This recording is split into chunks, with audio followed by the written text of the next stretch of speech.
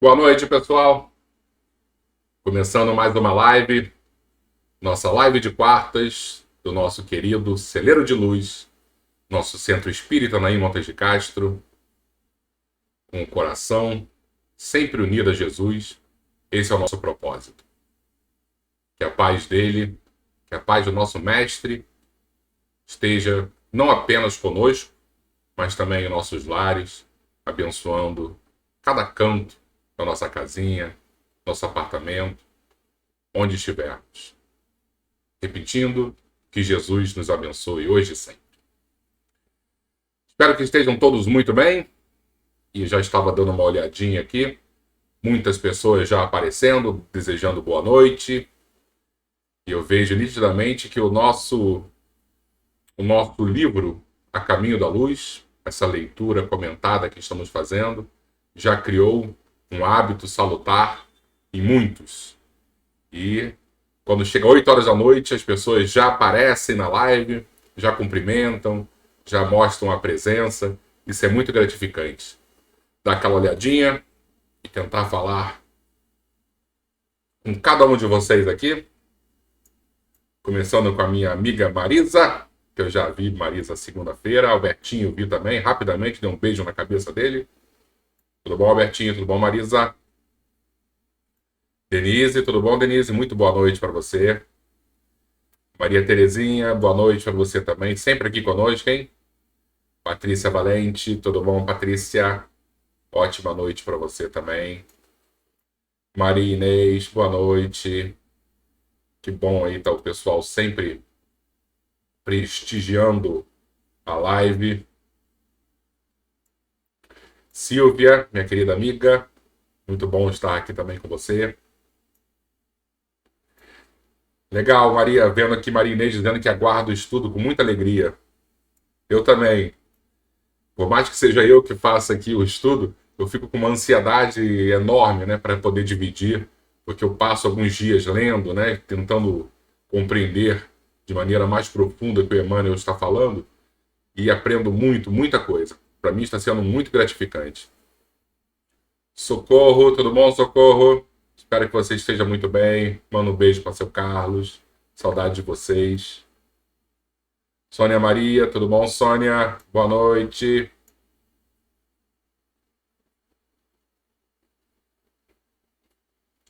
Eu acho que é isso. Quem for aparecendo aí, depois eu vou mandando uns beijinhos e de boa noite também, aos poucos. E hoje, como o Albertinho já aqui nos adiantou, vamos falar sobre Roma.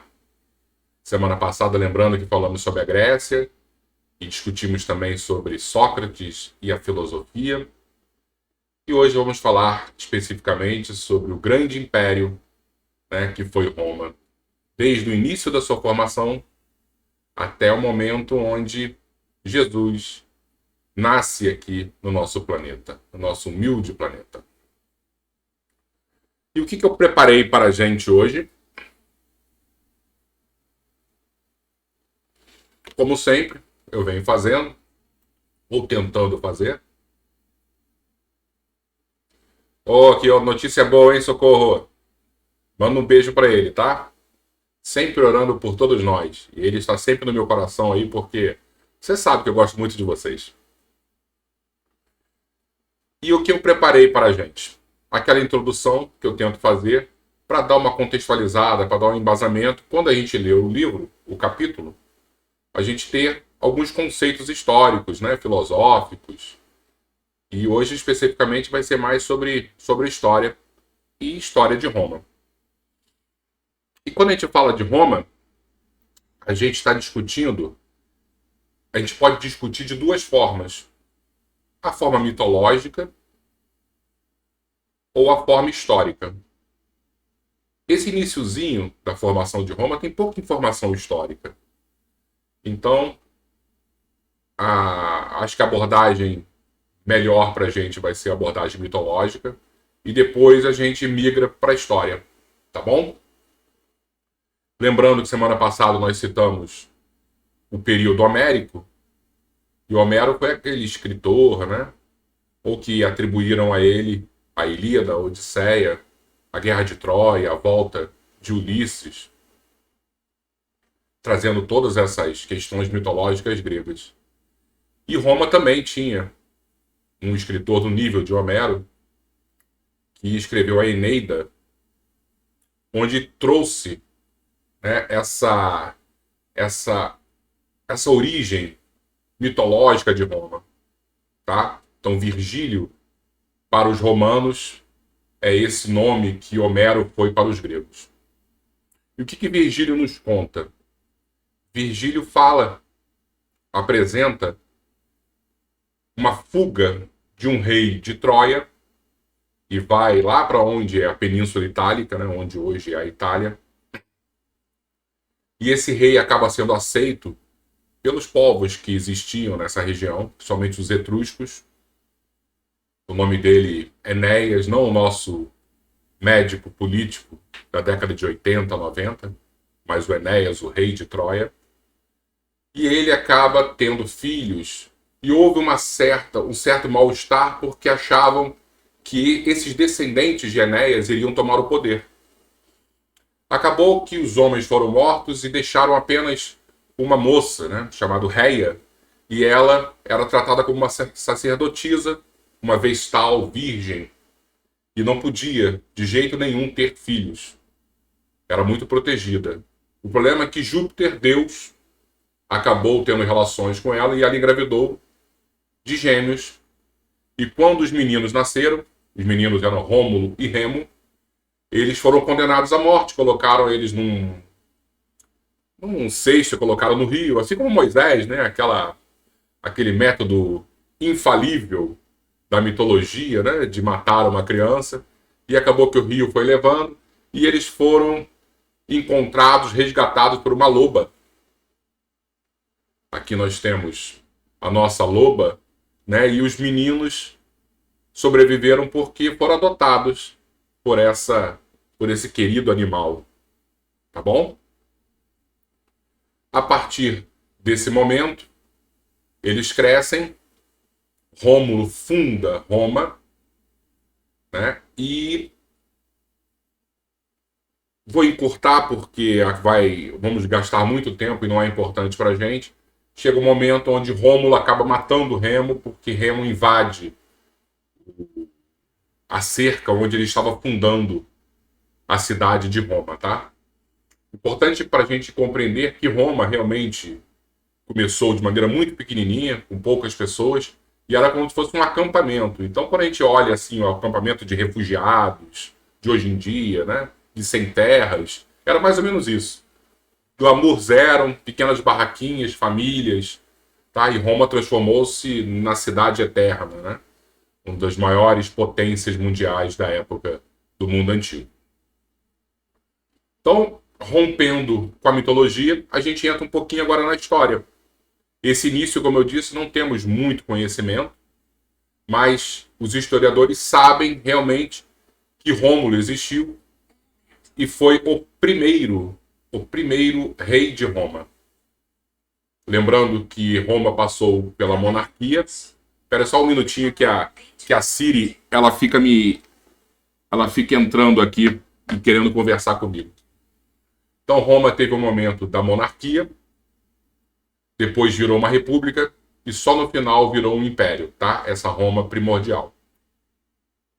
E Rômulo foi o primeiro rei desse período de monarquia romana. O problema é que Roma foi composta por alguns povos.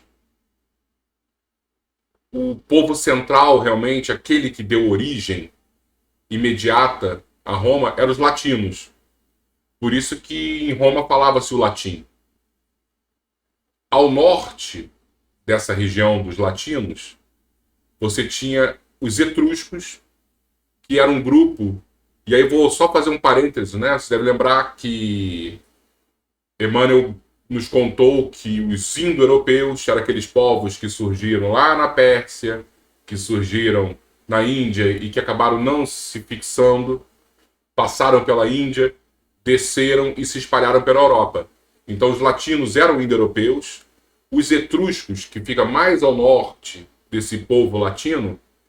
os historiadores não têm essa certeza se eram ou não indo-europeus. Muitos acreditam que eram autóctones, né, que já faziam parte há muito, muito mais tempo da região.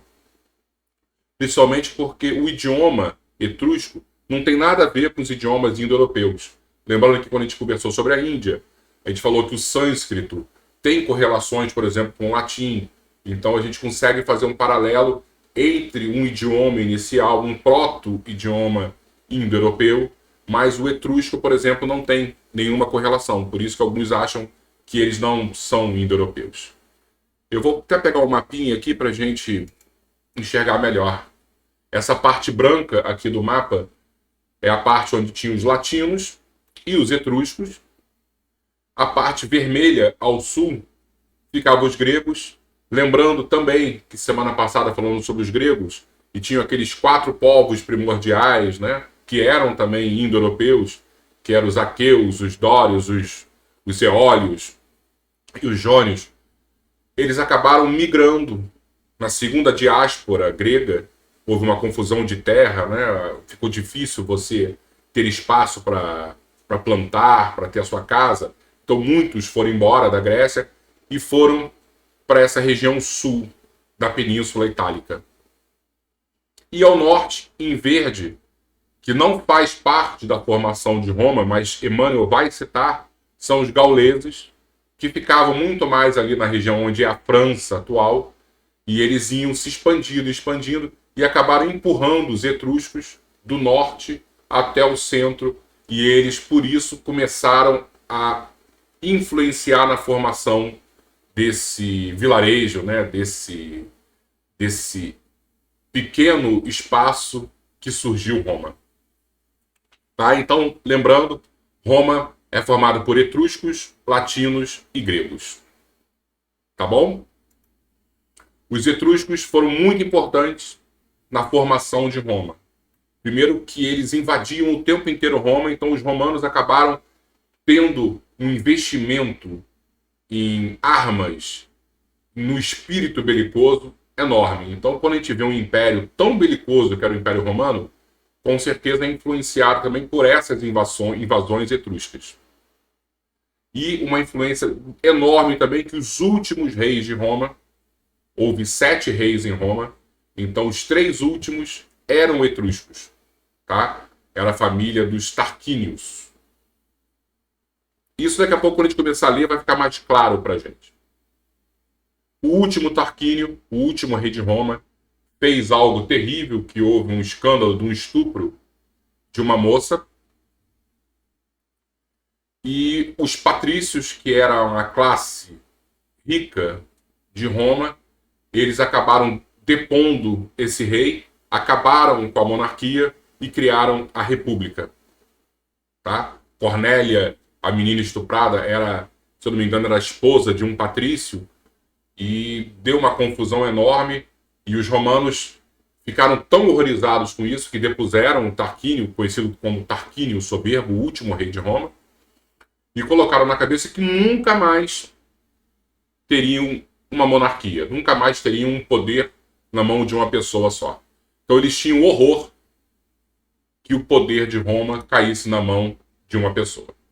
Tanto que na República, lembrando então que saímos da monarquia, começou a República Romana, estava na mão de vários senadores, e acima dos senadores existiam 2 figuras importantes que alternavam o poder, que dividiam o poder.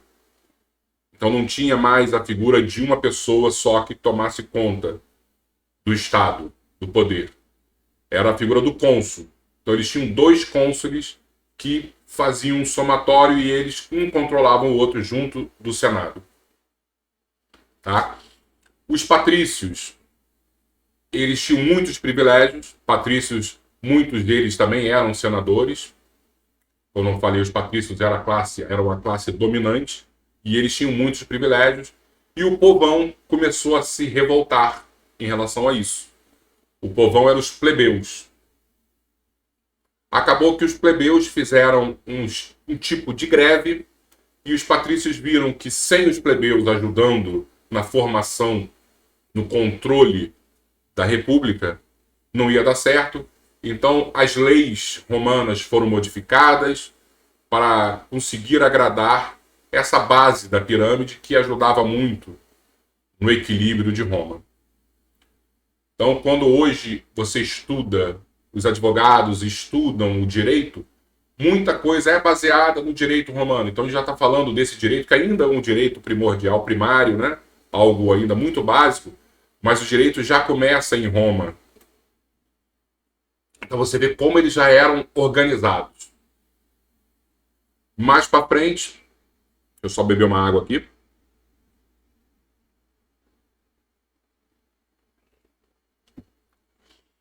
Mais para frente, Roma começa a se expandir demais, cria um exército enorme e começa a tomar todas as regiões vizinhas. O império não fica mais apenas... Roma não fica mais apenas numa cidadezinha aqui no meio da Península Itálica. Ela domina toda a Península Itálica e começa a tomar tudo que está em volta do Mediterrâneo. A grande conquista de Roma foi quando eles derrotaram, né, os fenícios, que criaram uma colônia na África chamada Cartago, que foram as guerras púnicas, tá? Tem nada a ver o nome púnico com fenício, que na verdade, desculpa, não tem nada a ver púnico com Cartago, mas tem a ver com fenício, tá? É porque fenício pra gente é com F, mas em grego era com PH, e os latinos não conheciam o som PH como F, então para eles era púnicas, é porque era fenício, tá? Mas lembrando então que essa batalha com Cartago, e aí você tem a grande última batalha com Aníbal, eles acabaram conquistando tudo e se consolidando os romanos como os grandes poderosos e o grande império da região. Lembrando que era um senado e Roma tinha horror ao poder na mão de uma pessoa só. E aí eu estou adiantando bastante para a gente não ficar aqui, porque se a gente pegar a história de Roma é gigantesca, então a gente vai dar uns saltos. E lembrando que existia um homem, um grande general chamado Júlio César, que estava... Todos os holofotes romanos estavam, né, apontando para esse Júlio César. E o Senado ficou apavorado com o poder que esse general estava recebendo, estava tendo. Dois cônsules se juntaram e aquele pensamento bem comum como hoje em dia. Meus inimigos eu quero próximo, desculpa, meus amigos eu quero próximos e os meus inimigos mais próximos ainda. E eles convidaram então Júlio César a ser um cônsul. Então nesse momento da história, é um momento conhecido como triunvirato, o primeiro triunvirato romano, onde temos agora 3 cônsules. O primeiro, Pompeu Magno, o segundo, Crasso, e o terceiro, Júlio César. Crasso cometeu um erro terrível, e hoje em dia a gente chama de erro crasso, né? Quando a pessoa faz uma bobagem. Poxa, esse erro é um erro crasso. Então Crasso cometeu um erro bobo e acabou morrendo numa batalha. Pompeu Magno era um político muito experiente, um general muito hábil. Continuou, e Júlio César continuou. O problema é que Júlio César, ele tinha grandes aspirações para ser o novo rei ou um imperador romano.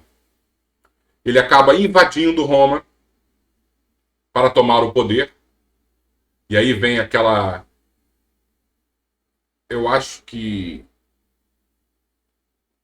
você já deve ter ouvido falar, né? Quando a gente atravessa o Rubicão, é uma expressão. Ele atravessou o Rubicão. O Rubicão é um riozinho que o direito romano dizia que o exército romano não podia atravessar esse rio, porque era o limite. Se você atravessasse esse rio, você estava cometendo um crime. E Júlio César pegou as suas legiões, atravessou o Rubicão e lança aquela grande frase, que ela alia jacta est, a sorte está lançada, dizendo não tem mais volta, destrói a ponte e vai na direção de Roma. Pompeu, como não era bobo, foge porque sabia que Júlio César era incontrolável, vai embora, reúne um grande exército e volta para tomar Roma. Com um número muito menor de soldados, Júlio César mesmo assim vence Pompeu. Pompeu mais uma vez foge, vai para o Egito. Chegando no Egito, eles tentam cooptar Ptolomeu, que era o faraó, uma criança, irmão de Cleópatra, um rapazinho bem jovenzinho. Só que Ptolomeu acaba cortando a cabeça de Pompeu. Júlio César, quando descobre isso, fica indignado, porque nenhum outro povo pode matar um romano, só um romano pode matar um romano. Vai para o Egito, mata Ptolomeu e acaba se apaixonando por Cleópatra e tendo um filho com ela.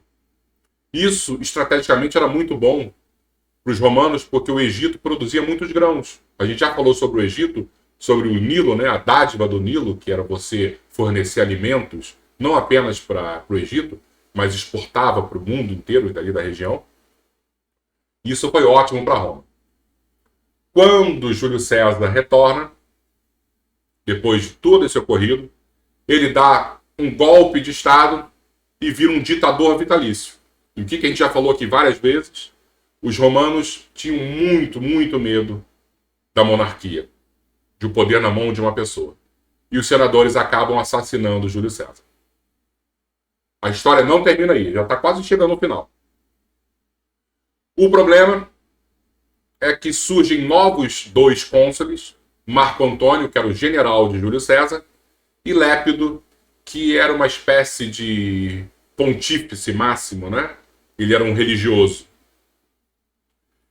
Aparentemente estava resolvido.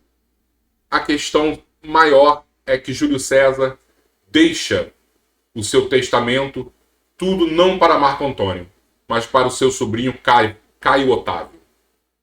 E aí agora nós temos o segundo triunvirato romano, com esses 3 nomes, Marco Antônio, Lépido e Caio Otávio. Começa de novo uma grande batalha. Lépido é o primeiro a sair de cena. E Caio Otávio acaba ganhando de Marco Antônio numa batalha naval. Marco Antônio foge para o Egito. Ele já tinha também um caso com Cleópatra. Cleópatra realmente tinha aspirações políticas enormes, né? Ela escolhia sempre a pessoa mais importante de Roma. E Caio Otávio acaba vencendo, Cleópatra e Marco Antônio se matam.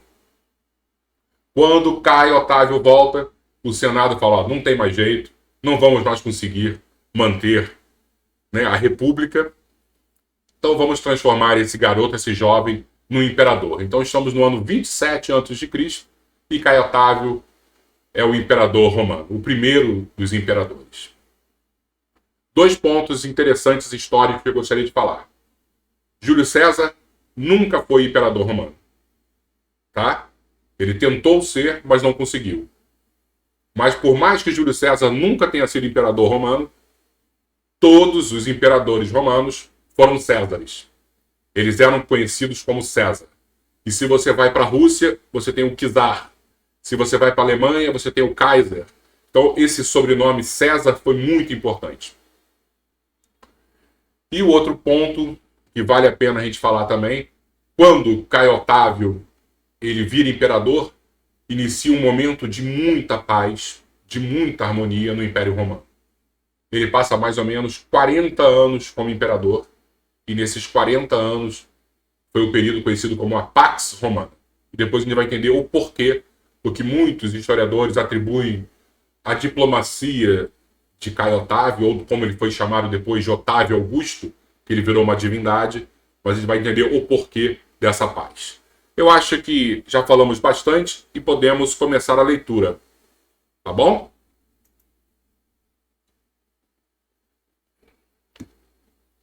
Deixa eu ver se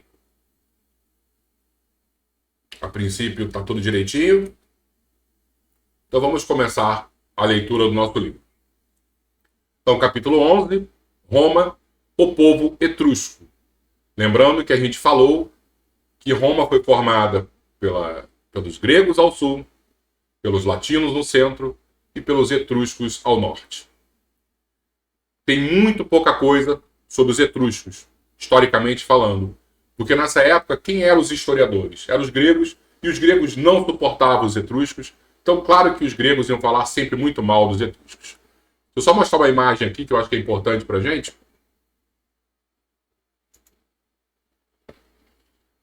A gente, semana passada, falou sobre Sócrates, né? Platão. E Platão tem diversos diálogos. E um deles é o banquete. E quando ele cita o que ocorre nesse banquete, primeiro, era uma festa de homem, regado a muito vinho, e os homens falando lá, conversando sobre filosofia, falando as bobagens que os homens gostam de falar. E quando a gente pega, por exemplo, os etruscos, essa é uma escultura onde um casal está no banquete, num banquete etrusco. Então os homens e as mulheres dividiam o mesmo espaço. E aí, claro, que os gregos falavam muito mal das mulheres etruscas. Diziam que eram pervertidas, que elas eram seres inferiores. Tá bom? Então vamos lá. O povo etrusco, reconhecendo as dedicações ao trabalho por parte de todos os espíritos que se haviam localizado na Itália primitiva, aquela península itálica que a gente mostrou ali o mapa, então dividida em duas partes importantes, que era a Gália Cisalpina, é a parte ao norte, né, e a Magna Grécia, ao norte ou ao sul da península, os prepostos e auxiliares de Jesus projetam a fundação de Roma, que se ergueu rapidamente, coroada de lendas numerosas, para desempenhar tão grande papel na evolução do mundo. E as lendas foram aquelas lendas de Rômulo e Remo que a gente falou também. A esse tempo, o Vale do Pó era habitado pelos etruscos, que se viam humilhados pelas constantes invasões dos gauleses. Então, quando a gente está falando do Vale do Pó, é bem mais ao norte da Itália, hoje em dia, né? Onde você tem o Piemonte, a cidade mais importante, Turim, a Lombardia, Milão e Vêneto, Veneza, então bem mais ao norte. E os gauleses, eles lá nesse norte, eles começaram a empurrar os etruscos para o sul. De todos os elementos que formaram os ascendentes da Itália moderna, eram eles dos mais esforçados, operosos e inteligentes. Então Emmanuel está deixando muito claro coisas que os gregos nunca fizeram, que os etruscos, sim, eram os mais inteligentes, mais operosos e esforçados. Nas regiões da Toscana, e aí a gente está falando já mais para o centro, Toscana, onde hoje a capital é Florença, possuíam largas indústrias de metais, marinha notável, destacado progresso no tamanho da terra e, sobretudo, sentimentos evoluídos que os faziam diferentes das coletividades mais próximas. Acreditavam na sobrevivência e ofereciam sacrifícios às almas dos mortos, venerando os deuses cujas disposições, em cada dia, presumiam conhecer através dos fenômenos comuns da natureza. Deixa eu só mostrar uma imagenzinha que eu peguei aqui também. Isso aqui é uma casa-túmulo que os etruscos eles faziam. E aí dentro dessa casa-túmulo eles pintavam, né, nesse método a fresco, as paredes. E aí, como eles encaravam a morte? Com dança, com música, com movimentos de felicidade, coisa que os egípcios, que os próprios gregos, os gregos tinham o conceito de inferno, de punição, né, os romanos também, eles não possuíam. Muito provavelmente porque esses povos que eram mais pesados em relação à compreensão da morte foram os exilados de Capela. Então eles traziam no seu inconsciente esse receio da punição, somente porque eles foram expulsos. E os etruscos não. Os etruscos eram muito mais leves em relação a isso. Atormentados e desgostosos em face das lutas reiteradas com os gauleses, os etruscos decidiram tentar vida nova e, guiados indiretamente pelos mensageiros do invisível, grande parte resolveu fixar-se na Roma do porvir, que então nada mais era que um agrupamento de cabanas humildes e desprotegidas. Foi aquilo que a gente falou, né? Era um assentamento de sem terra. Primórdios de Roma. Defendida naturalmente pelo adensamento constante da população, a cidade mergulhou as suas origens numa corrente profunda de histórias interessantes e maravilhosas, onde as figuras de Enéas, que seria aquele rei de Troia, né, que acabou indo para a Península Itálica, e da Réia Silvia, que era vestal, que era sacerdotisa, de Rômulo e Remo, que eram os gêmeos, assumiram um papel saliente e singularíssimo. A verdade, porém, é que os etruscos, em grande maioria, edificaram as primeiras organizações da cidade, fundando escolas de trabalho, transportando para aí as experiências mais valiosas dos outros povos, criando uma nova terra com seu esforço enérgico e decidido. Lá encontraram eles as tribos latinas, raminenses, titienses e lúceres, congregadas para edificação comum, nas quais os etruscos assumiram a direção por largos anos, construindo os alicerces das realizações futuras. Então, o que a gente falou? Que Roma era formada pelos etruscos, latinos e gregos. Então, ele está dizendo, o Emmanuel cita até quais são os tipos de latinos, né? E, mais uma vez, deixando muito claro como os etruscos foram importantes para esse início da formação de Roma. Coisa que os historiadores, seja Plutarco romano, seja Heródoto grego, eles não falaram sobre os etruscos. Quando Rômulo chegou, seus olhos já contemplaram uma cidade próspera e trabalhadora, onde fez valer a sua enérgica inteligência, mas não faltou à posteridade o gosto de tecer-lhe uma coroa lendária e fantasiosa, chegando-se a afirmar que a sua figura fora arrebatada no carro dos deuses com destino ao céu. Virgílio era um poeta e claro que ele não ia deixar Rômulo com a fama de assassino de irmão. Rômulo foi diretamente para o céu. Influências decisivas. Desnecessário será a autópsia da história nos seus pontos mais divulgados e conhecidos. Então, Emmanuel está dizendo que eu não tenho que aprofundar muito, porque você já conhece a história. Quando o nosso único propósito é esclarecer o entendimento do leitor, quanto à direção do planeta, que se conserva de fato no mundo espiritual, de onde o Cristo vela incessantemente pelo orbe e pelos seus destinos. O que ele deixa muito claro é: a direção do planeta não é nossa, é de Jesus. Todavia, para fundamentar nossa asserção acerca das influências etruscas dos primórdios de Roma, somos levados a recordar a figura de Tarquínio Prisco, aqueles últimos reis de Roma que eu falei que eram etruscos, tá? Então, Tarquínio Prisco, filho da Etrúria, que trouxe à cidade grandes reformas e inúmeras inovações em todos os departamentos da sua consolidação e do seu progresso. Lembrando que as suas muitas renovações, a construção da Cloaca Máxima e do Capitólio. Capitólio era uma região, uma área onde eles faziam orações, né, a Júpiter, o deus mais importante, e a Cloaca Máxima, isso é muito, muito interessante da gente saber, ele criou o primeiro sistema de esgoto.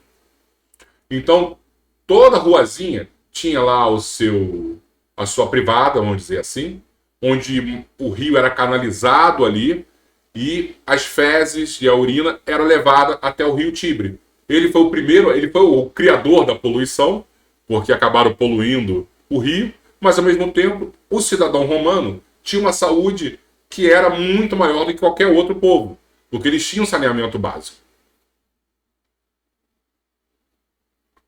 Vamos ver onde é que eu parei aqui. Seu sucessor, Sérvio Túlio, era igualmente da sua família. Este dividiu todo o povo da cidade em classes e centúrias, segundo as possibilidades financeiras de cada um, desgostando os patrícios.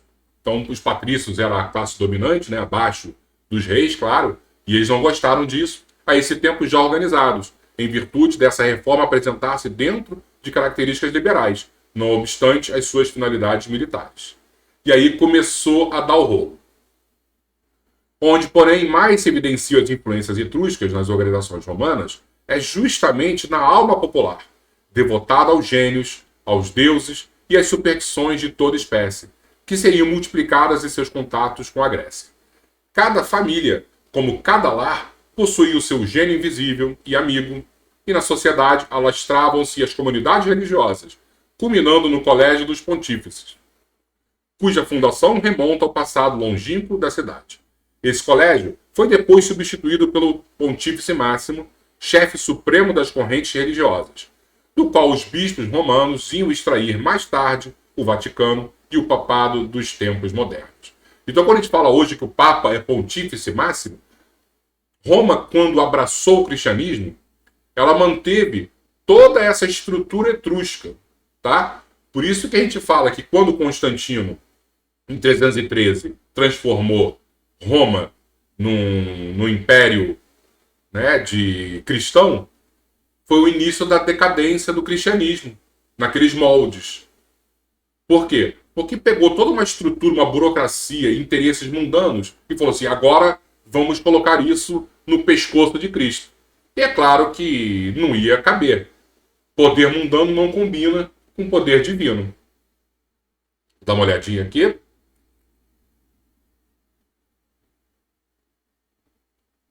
Vamos lá.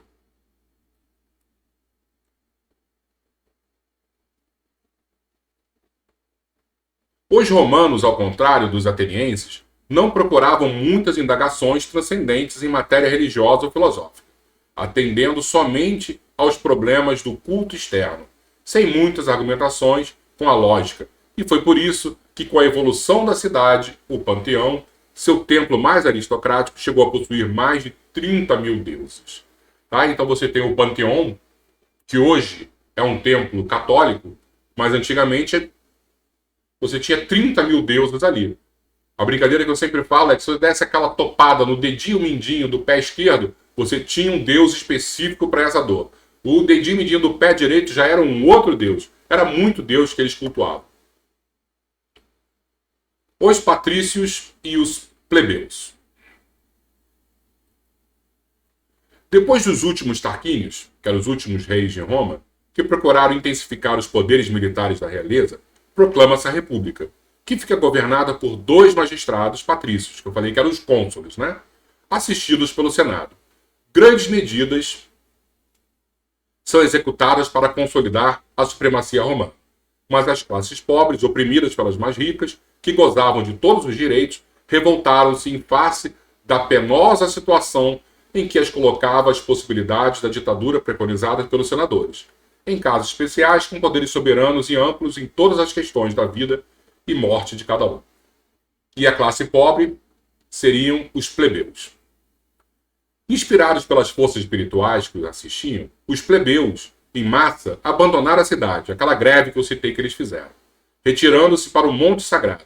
Mas os patrícios, examinando a gravidade daquela atitude extrema, lhes enviam Menêmio Agripa, cuja palavra se desincumbe com felicidade da diligência que lhe fora cometida, contando aos rebeldes o apólogo dos membros e do estômago, que constituem, no mecanismo de sua harmonia, o perfeito organismo de um corpo.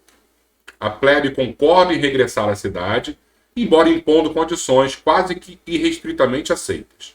Os tribunos da plebe inauguram, então, um período de belas conquistas dos direitos humanos, culminando na Lei Canuleia, que permitia o casamento entre patrícios e plebeus, e com a Lei Ogúnia, que conferia a estes últimos as próprias funções sacerdotais. A gente falou da Lei das 12 Tábuas, né, do direito romano. Era exatamente isso. E eles começaram, a partir dessa greve, os plebeus começaram a ter mais direitos em cima dos patrícios. Esse momento é um momento que é muito legal a gente ler e ver a tristeza que abateu no coração de Emmanuel quando ele fala sobre a família romana. Porque a família romana era uma família que tinha muita virtude. E chega um momento que essa virtude vai por água abaixo porque Roma se perdeu na belicosidade. E aí vocês vão perceber aí como foi importante como é importante essa visão da família romana para Emmanuel. Muito poderíamos comentar à margem da história, mas outros são os nossos fins, considerando-nos o dever de salientar aqui as sagradas virtudes romanas na instituição do Colégio da Família, em muitas circunstâncias superior ao da própria Grécia, cheia de sabedoria e beleza. A família romana, em suas tradições gloriosas, está constituída no mais sublime respeito às virtudes heróicas da mulher e na perfeita compreensão dos deveres do homem, ante os seus sucessores e os seus antepassados. Lembrando-nos de Roma no seu áureo período de trabalho, enche-se-nos o olhar de lágrimas amargas. Aí ele começa, olha só. Que gênio maldito imiscui-se nessa organização sublimada em seus mais íntimos fundamentos, devorando-lhe as esperanças mais nobres, corrompendo-lhes os sentimentos, relaxando-lhes as energias. Que força devastadora derrubou todas as suas estátuas gloriosas de virtude. Você vê que tristeza para Emmanuel quando a família, coisa que ele preza tanto, começou a cair. Debalde, a mão misericordiosa de Jesus desceu sobre a sua fronte, levantando-a de quedas tenebrosas, antes dos tristes espetáculos do seu arrasamento. Os abusos de poder e de liberdade dos seus habitantes fizeram no ninho do amor e do trabalho um amontoado de rumarias, afundando num mar de lodo sanguinolento. Aí vai falar sobre as guerras e a maioridade terrestre. Maioridade no sentido que, Jesus já está chegando, gente. Nós já estamos ficando já adolescentes para conseguir receber, informações tão valiosas. Em breve, porém, a família romana, cheia das tradições de generosa beleza, foi dilacerada pelos gênios militares e pelos espíritos guerreiros. O progresso incessante da cidade formava a tendência geral ao expansionismo em todos os domínios. Entretanto, os pródromos do direito romano e a organização da família assinalavam o período da maioridade terrestre. O homem, com semelhantes conquistas, estava a desferir o voo para as mais altas esferas espirituais. Então ele coloca o direito romano, que era muito evoluído para a época, e a família romana como símbolo da maioridade. As legiões magnânimas do Cristo aprestam-se para as últimas preparações de seus gloriosos caminhos na face do mundo. O Evangelho deveria chegar com uma mensagem eterna do amor, da luz e da verdade para todos os seres. Todavia, a liberdade pessoal e coletiva, o livre-arbítrio, é respeitada pelo plano invisível, e Roma não se mostra digna das numerosas dádivas recebidas.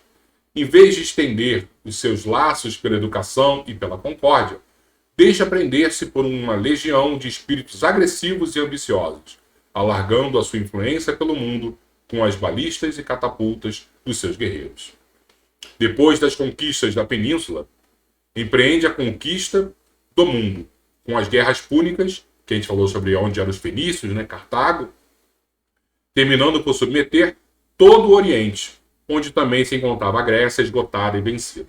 Lembrando que semana passada a gente disse que o karma coletivo que a Grécia, somente os atenienses, arrumaram para eles foi enorme quando eles permitiram, ou apoiaram a condenação à morte de Sócrates.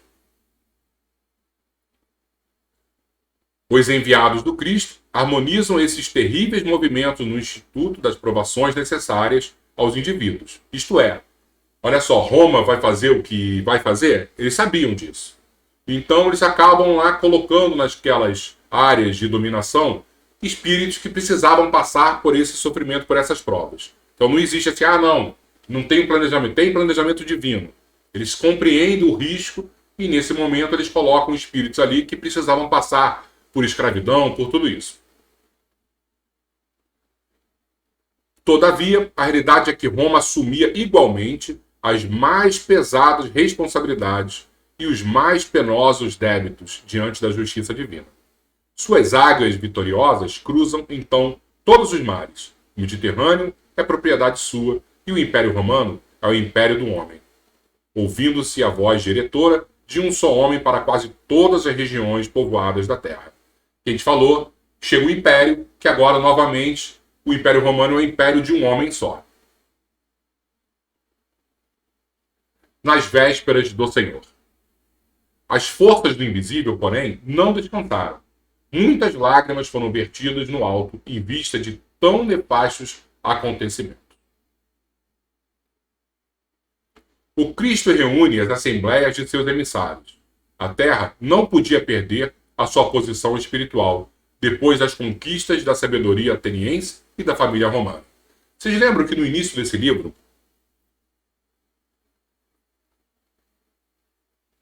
Emmanuel nos conta que houve 2 reuniões ao redor da Terra em que os componentes dessas assembleias eram espíritos muito, muito evoluídos no nível de Jesus. Uma delas foi na formação do planeta e a segunda foi na programação da vinda de Jesus à Terra. Então repara como ele está falando disso aqui.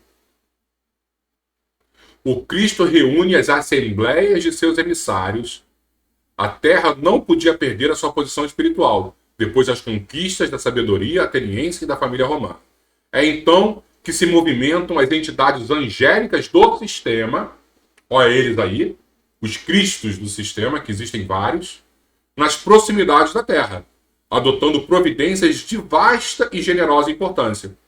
A lição do Salvador deveria agora resplandecer para os homens, controlando-lhes a liberdade com a exemplificação perfeita do amor. Todas as providências são levadas a efeito. Escolhem-se os instrutores, os precursores imediatos, os auxiliares divinos. Então está dizendo o quê? Quem vai ser a mãe de Jesus? Maria. Então essa assembleia de espíritos angelicais que começou a escolher, quem vai ser o cara que vai abrir o caminho? João Batista. Ele vai ser o precursor, ele vai começar a falar. Então essa assembleia foi muito importante, pessoal. Escolhe-se os instrutores, os precursores imediatos, os auxiliares divinos. Uma atividade única registra-se, então, nas esferas mais próximas do planeta. E quando reinava Augusto, o primeiro imperador, aquele da Pax Romana, onde era um grande diplomata, que a paz de décadas e décadas era por causa dele, a gente vê que não era por causa dele. Então, nas esferas mais próximas do planeta, e quando reinava Augusto, na sede do governo do mundo, viu-se uma noite cheia de luzes e de estrelas maravilhosas. Harmonias divinas cantavam um hino de sublimadas esperanças no coração dos homens e da natureza. A manjedoura é o teatro de todas as glorificações da luz e da humildade. E enquanto alvorecia uma nova era para o globo terrestre, nunca mais se esqueceria o Natal, a noite silenciosa, noite santa. Então, o que a gente percebe é que Otávio Augusto não era tão Augusto assim, porque a paz não era dele. A paz era de Jesus, que estava nascendo.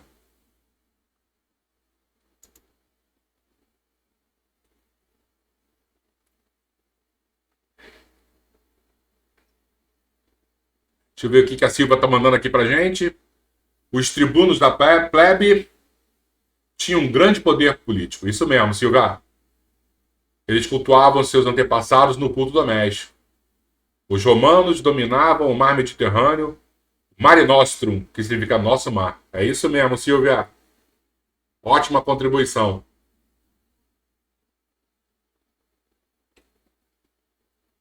E uma coisa que eu acho legal a gente conversar também, falar rapidamente, é que quando a gente fala de Júlio César conquistou os gauleses.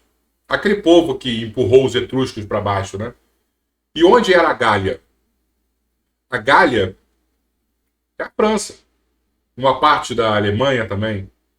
Olha a importância de Júlio César, né?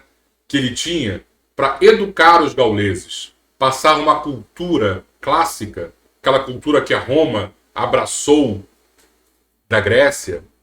E depois todos esses imperadores que seguiram Otávio, como eles tinham realmente a missão de educar os bárbaros europeus para depois, quando o evangelho lá chegasse, eles já, no mínimo, fossem alfabetizados. Mas não. Apenas guerrearam, roubaram, escravizaram. Os romanos pisaram muito na bola nesse ponto, pessoal.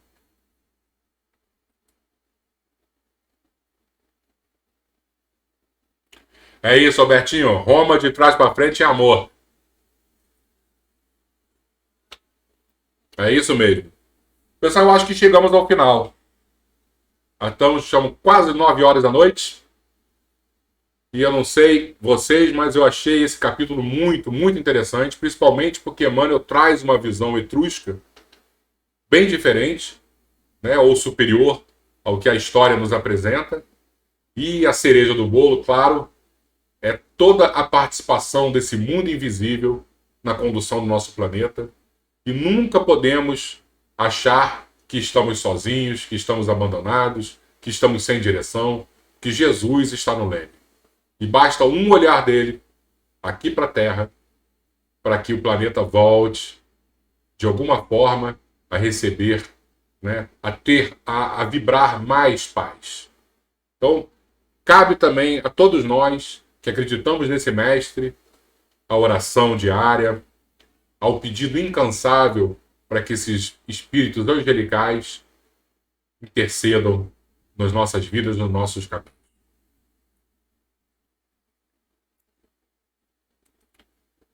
Como Alberto sempre fala, nosso copinho d'água, para que na nossa prece os bons espíritos possam fluidificar esse líquido e nos dar aquela saúde, principalmente espiritual, e por consequência, a saúde física.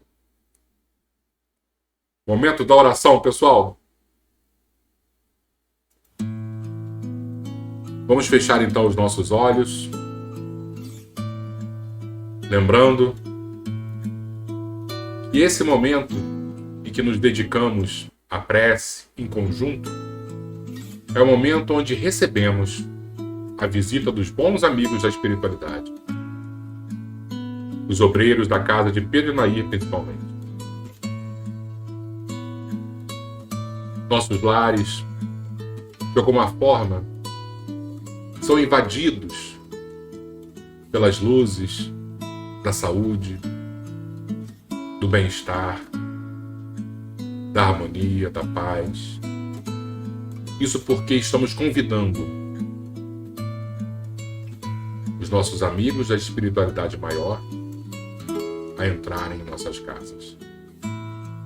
Mas não podemos esquecer também de que este é um momento de doação. É um momento em que nós podemos emanar os nossos bons pensamentos, as nossas boas vibrações a todos aqueles que necessitam. E são tantos irmãos que ainda não conhecem a palavra, o Evangelho do Cristo. Então, além de receber hoje, vamos erguer as nossas mãos. Vamos vibrar. Apesar das nossas limitações, das nossas dificuldades, dos nossos erros, defeitos, são tantos.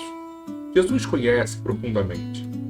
Mas Ele sabe também que somos capazes de doar o que temos de melhor. E neste momento, Mestre, oferecemos a Ti um pouquinho das nossas virtudes, um pouquinho da nossa boa vontade, um pouquinho do nosso amor que está em construção em nossos corações. Deus Pai de infinita misericórdia e amor, graças te damos, Senhor. Graças te damos, Senhor, por fazermos parte dessa família, desse grupo. Nesta vida, já olhamos para Ti como aliado, como meta, como modelo e guia da perfeição. Fortalece, Senhor, os nossos propósitos, ajuda a nossa caminhada, guia os nossos passos. E com certeza, dias melhores virão. E o Senhor é o nosso pastor. E nada nos faltará. Obrigado, Mestre. Fica conosco hoje e sempre. Assim seja, Senhor.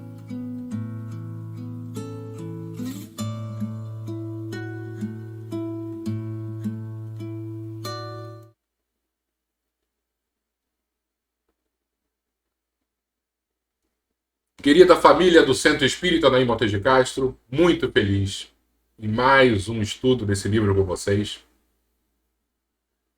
Vou repetir, eu fico ansioso para que chegue quarta-feira e que a gente possa dividir esse espaço aqui. Agradeço demais a oportunidade que a casa nos dá para que a gente, mesmo à distância, una os nossos corações. E agradeço demais todos vocês que fazem parte, com certeza, da minha vida. Seja virtualmente ou seja pessoalmente, ali na nossa casa, a casa de Pedro e Nair, que é tão bom quando a gente se encontra. Fiquem com Deus. Estou vendo aqui várias coraçõezinhos, mas eu já não estou mais enxergando. Eu tenho que comprar um óculos urgentemente. Vocês devem estar percebendo que eu estou com dificuldade de ler. Mas é muito bom. Agradeço demais a todos vocês, tá bom? Beijo, fiquem com Jesus e até semana que vem, se Deus quiser. Boa noite a todos.